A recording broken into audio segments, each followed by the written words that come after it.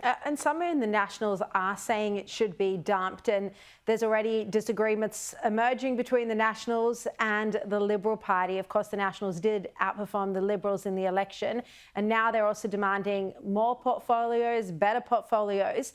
Here was National Senate Leader Bridget McKenzie stoking some of these flames a bit earlier. In our 120-year history, for 16 of those years, we held the Treasury portfolio in government. So I think there needs to be a very serious conversation heading into any coalition discussions about the role of the National Party. On portfolio primarily, or policy, or both? Well, I think this is a partnership that has to work for both parties. It's just going to be a mess for the coalition. They're not going to agree on policy, and now it looks like they might demand the Treasury portfolio. Well, it's a reasonable request, I think. The reality is just the raw numbers in the Parliament, in the Senate and the lower house are that the Nationals are a much more powerful political force than they were relative to the Liberal Party. So they may have to give up. They may have to give up that position. And, you know, personally, I don't necessarily see that as a bad thing. The National Party were well ahead on the issue of the voice. They came out against it first. They dragged the Liberals into that position.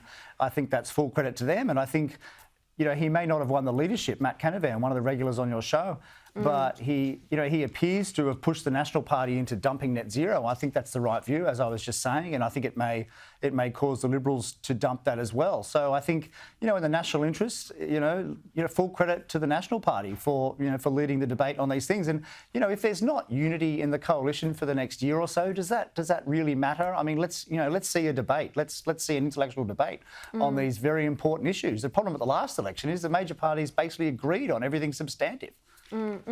Just finally, Adam, it looks like Jim Chalmers is going to legislate Labor's super tax. Allegra Spender has come out and said, you know, an appeal to not do this. Paul Keating has as well. Do you have concerns over this policy?